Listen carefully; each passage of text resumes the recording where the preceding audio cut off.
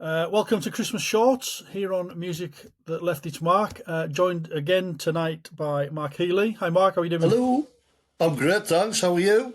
Very good. Are you all set for Christmas, mate? Are you excited? Nah, nah.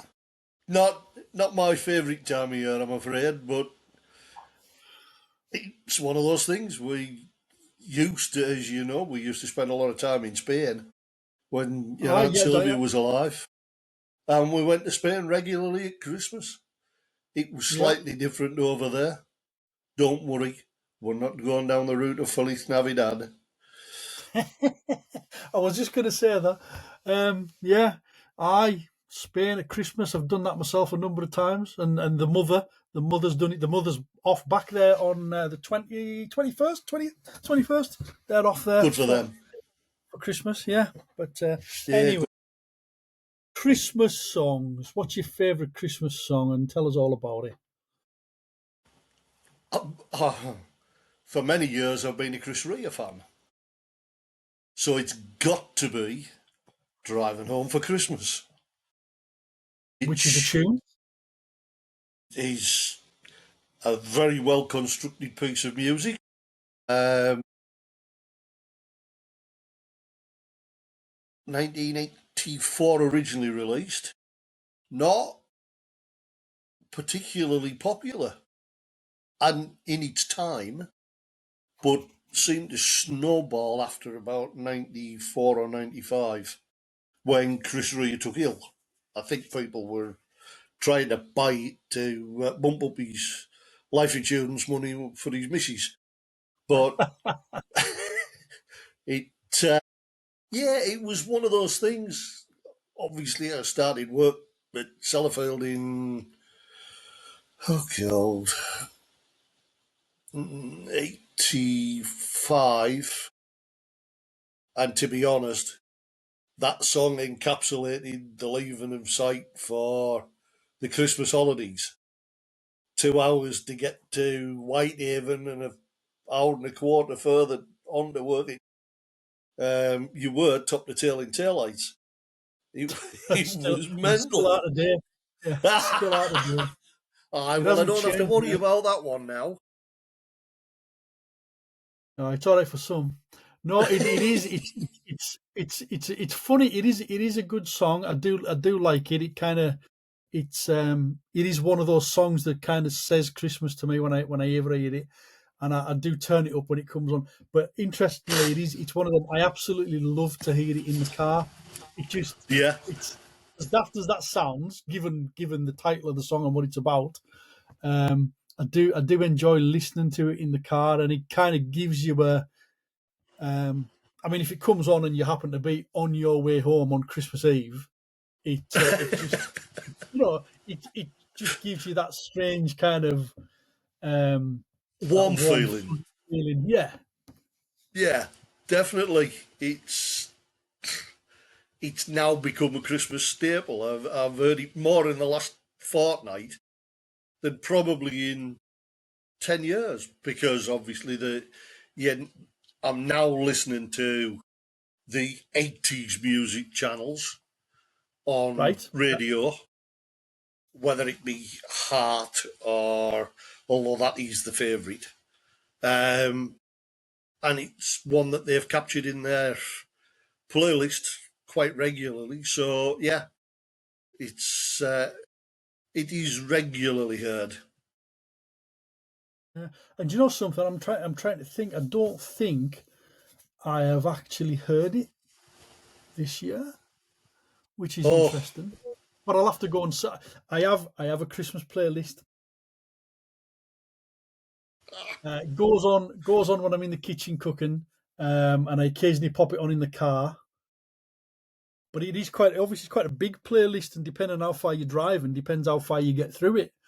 right. So no, I haven't come across it yet. So I'll have to seek that out Well, and give it I a. do have a Chris Rea Greatest Hits album on my iPod,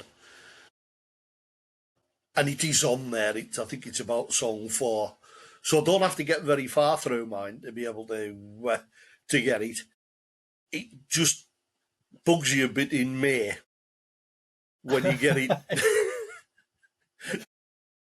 it's funny on a couple of these shorts that I've done. We've talked about songs that aren't necessarily Christmas songs, or you don't necessarily tie to Christmas. But Yeah. that's definitely one that is all about. It's a Christmas song, Oh, out and out. definitely. Absolutely. Do Yeah. you? Is there any others that you go for, or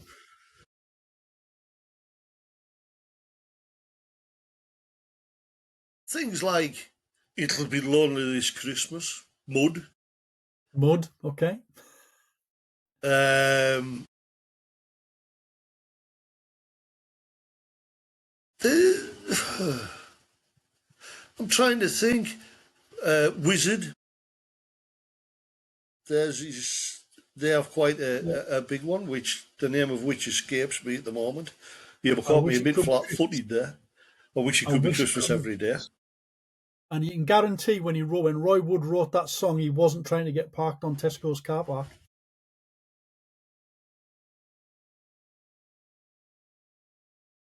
No, probably not. The aforementioned Feliz Navidad. That's always good for a giggle. Yeah, and I can never pronounce his name. Holisio, no. Jose Feliciano. Jose. I'm getting his names mixed up. Conjoining them there. Yeah. Yeah, that Um, is it is. I do like that, and that's another one that's grown in popularity in the UK probably in the last decade. yeah, definitely. It was late 60s originally recorded, but I And noticed they're pushing I'd never heard it. I'd never heard it, until It went to um, Spain at Christmas. until I bought my house in Spain, and Yeah, I spent the first time I spent Christmas there. It's like, yeah, and it's a tune, it is a yeah. tune, and then but even then, coming back to the UK, never heard it, and then all of a sudden it just started popping up, and it became, like you Wow. say, finds its way onto a playlist on a radio station, and then everybody picks it up, and then it seems to be everywhere. I think a lot of them did it as a bit of a joke to start with, and then it sort of gained popularity. People like Ken Bruce and Terry Wogan played it, which meant that obviously Radio 2 listeners at the time, they were both on Radio 2, um, took it to their, yeah, maybe taking it to their hearts is a bit strong, but certainly took an interest in it. Yeah, well, I've mentioned it on every other one of these shots. I'll do it again. I mean, Ken Bruce is the reason I love Santa's a Scotsman, um, because he Uh, played that. he's played a few that you would class as slow burners, but have become popular over the years. Sanders a Scotsman. Oh my giddy It's aunt. a piece of, if you've not heard it, it's a piece of lyrical genius. It Oh, I've is heard him absolutely before, usually played by Ken Bruce. absolutely fantastic.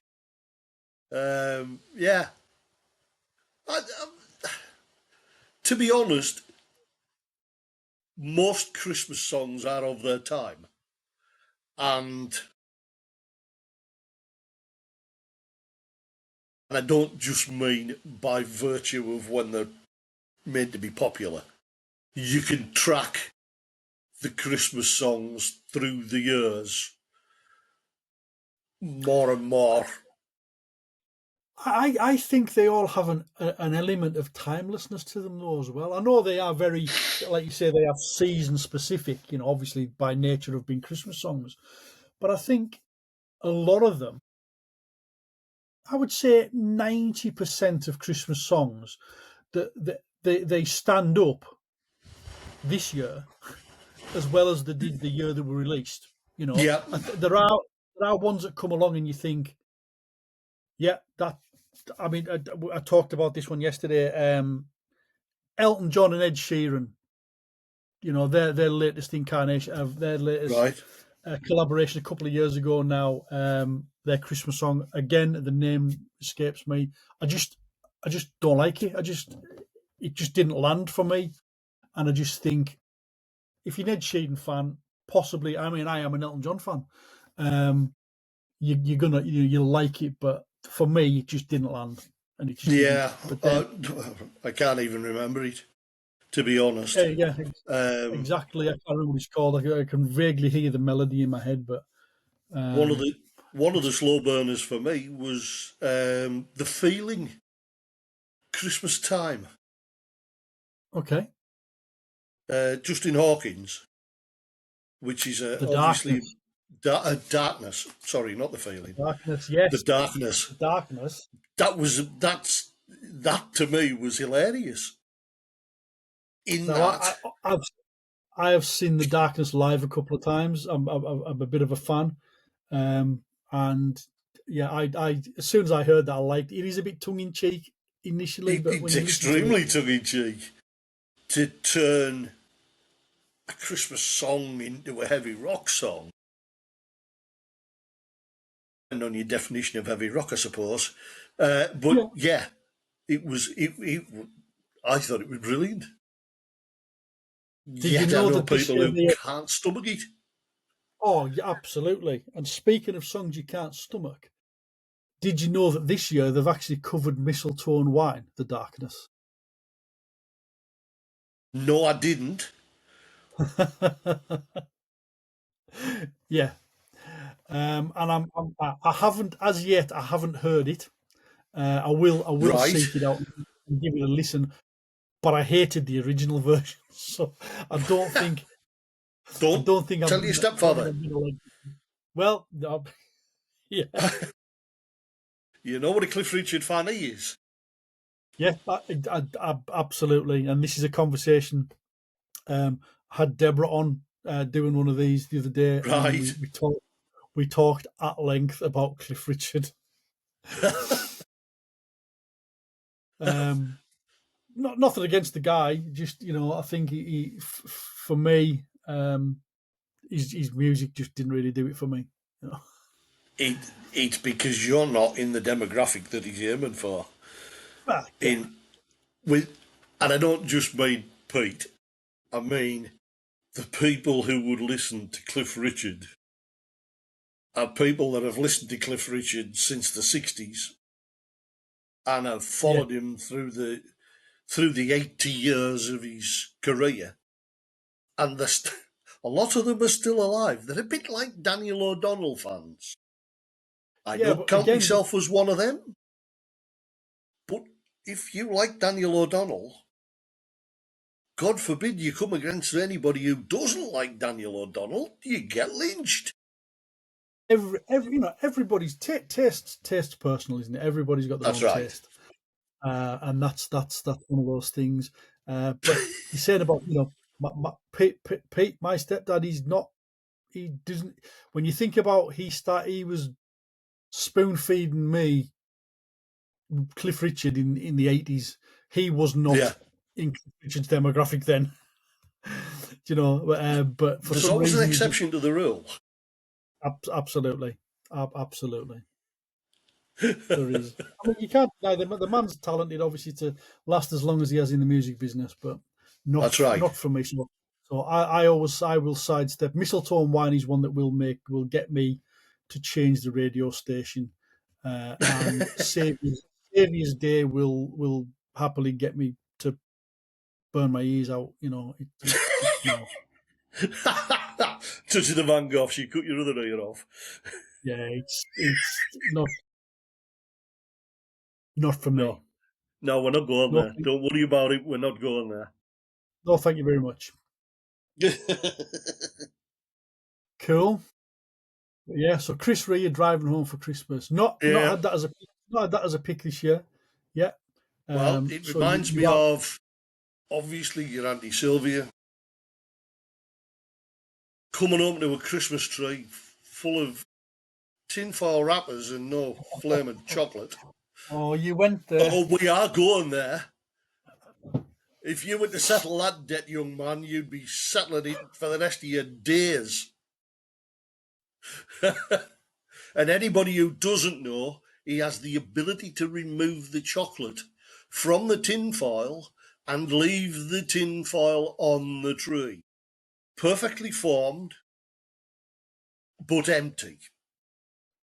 Well, just to let you know that skill, I've retained that skill because I tret my colleagues at work to a similar punishment because somebody was foolish enough to leave some Ferrero Rochers on my desk. What are you going to do?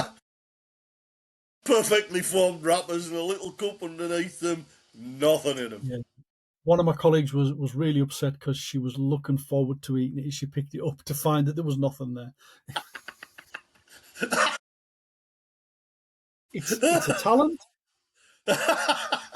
It certainly was, because I always look forward to Boxing Day thinking, they're still on there. That little sod hasn't been down here. Wrong. Not only had you been down, you had emptied the damn decorations. Do you know what though?